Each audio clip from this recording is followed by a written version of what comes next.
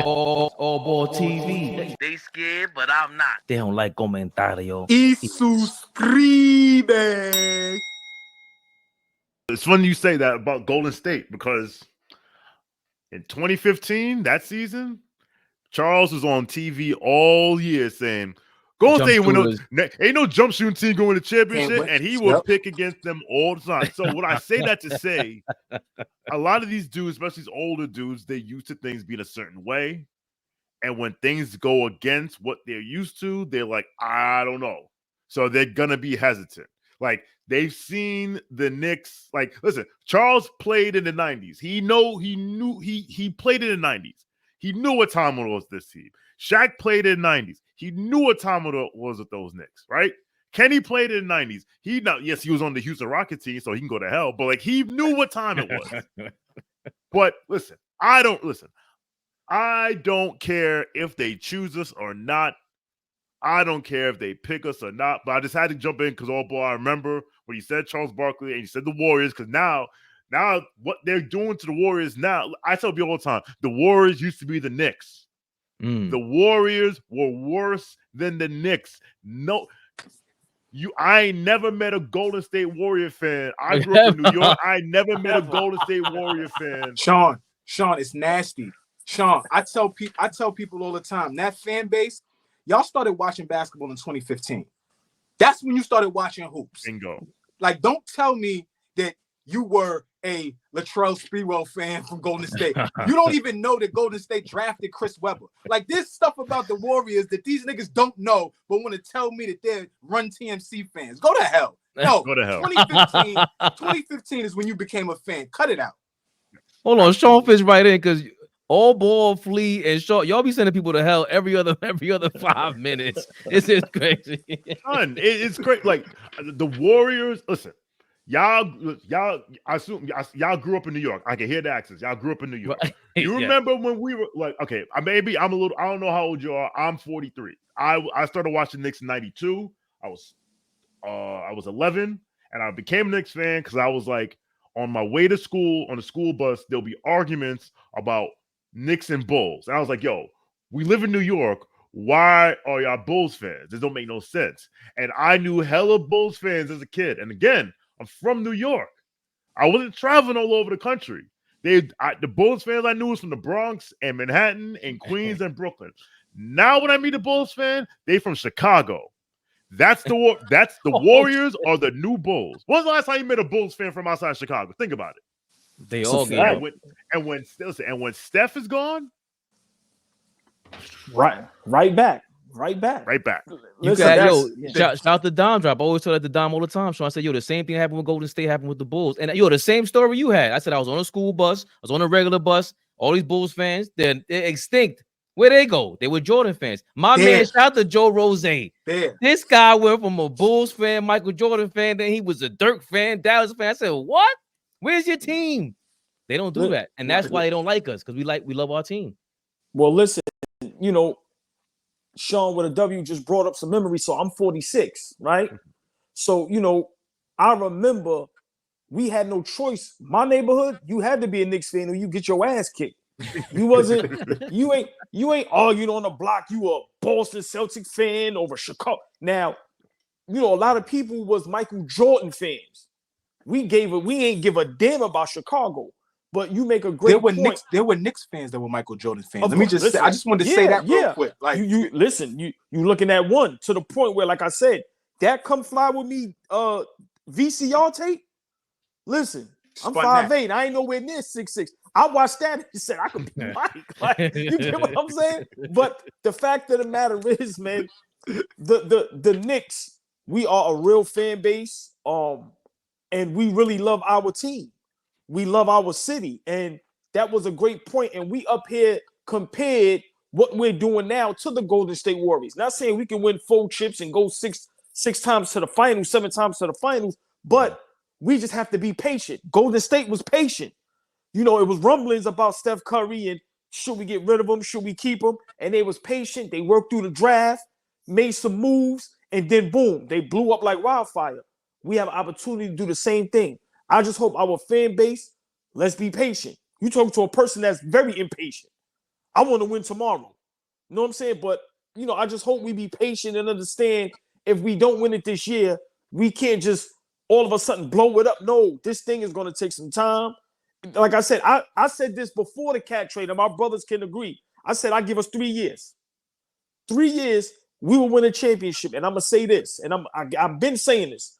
When the Knicks win a championship, this will be the most important championship in all of sports history. Our one championship will trump all the Celtics and Lakers championships, all the Patriots champion.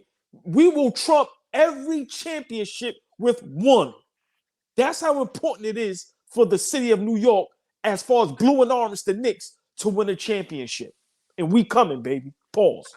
The Steph ankles, the do we trade Monte Ellis or do we keep Monte Ellis? Right. There was a bunch of stuff that went on over there before they decided to stay patient. Okay, we're gonna move Monte.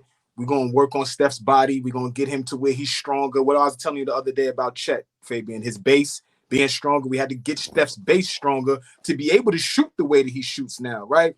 And so I just feel like if we are patient, right, if we don't overreact, if we lose in the second round of the playoffs this year, that shouldn't create an overreaction from the front office, from the fan base. It should not create that. I'm sorry. Hold on. But it depends. Hold on now. It depends on how you go out. We all know that saying. It's not whether you win or lose a fight. It's how you go out in that fight. If we in the second round and we going up against Boston or Philly and it's a dog fight and we losing the game 7 down the wire, then I can respect that. But there's no way in the world we losing in the second round in 5-6 games to Orlando or Cleveland or some shit like that. So Fleet, it depends on how we lose. What are you going to say if that happens? You're going to want to dismantle the whole roster? Hell yeah. I got to be who I am. And hell yeah. And that's where we go this way. That's what I'm saying. You can't do that.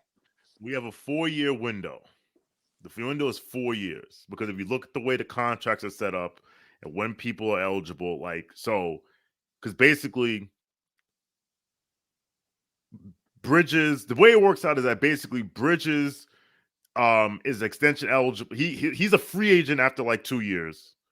And the biggest thing is that Cat comes off the books at 4 years. So basically they have a 4-year window. So to Flea's point, if they don't win a championship this year, it's not the end of the world. Agreed. Now, what I will say is this. If they lose in the second round again, if it's to Boston, fine.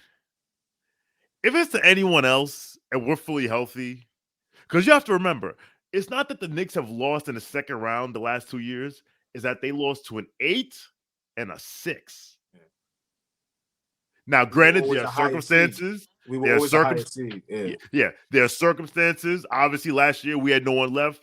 I believe if we had Julius, if Julius was right 2 years ago, we could beat the Heat, whatever. If one other motherfucker besides Brunson shows up in Game 6, we usually get to Game 7. But don't get all ball started with DiVincenzo and IHOP for Game 7. Oh, dear Lord. Listen, nobody showed up that Game 6 except Brunson. Like if one motherfucker shows up, they go to Game 7. Anyway. No, I'm talking about 2 years ago. You're talking about 2 years ago against Miami. Oh, I'm sorry. Yeah. That's right. One Jesus motherfucker. Yeah. So anyway, for me, the floor should be conference finals for this season because I think this team was the 2 seed last year and they were down 3 starters for 2 months. There's no reason why they can't be a top 3 seed. There's no reason why they shouldn't beat. Listen, I would love for Indiana to be the 6th seed because, listen, I tell people all the time, and they make fun of us because it's like if, and if, then whatever. I think I would ask, like you would say that last year, the ideal lineup, if everyone was healthy, would have been Jalen Brunson, Dante DiVincenzo, OG Anunoby, Julius Randle, insert center here, Mitch or Ihart, whoever, right? I think we said that's the ideal lineup, right? Depending on the matchup, right? Yeah. I gotta get Josh Hart on the floor. Sean, I got to get Josh Hart on the floor. But I like that lineup, but I got to get him on the floor. Yeah, he'll play, you know, but like that's the ideal starting lineup. Mm-hmm. Indiana never saw that lineup in 11 games last year. We played them 11 times. They never saw that lineup. So best believe if we are healthy and we see them in the first round, it's a gentleman's sweep. Like, if Nembhard don't hit that three, it might be a gentleman's sweep. Like, so Sean, let me ask you a ahead. question though, really quick. Let me ask you a question. The same question I have for OG or AllBall. If we do get in a position where we're in the second round and we meet a Cleveland, we meet an Orlando, we meet an Indiana, and we lose again in the second round in 6, 5, maybe. You think we need to dismantle that roster? How do you react if that's the question for you? How do you react and how do you move forward if that is the case? Tomorrow, 7:30, seen bad time, seen bad channel, AllBall TV, man. AllBall TV. They scared, but I'm not. They don't like comentario. Y suscribe.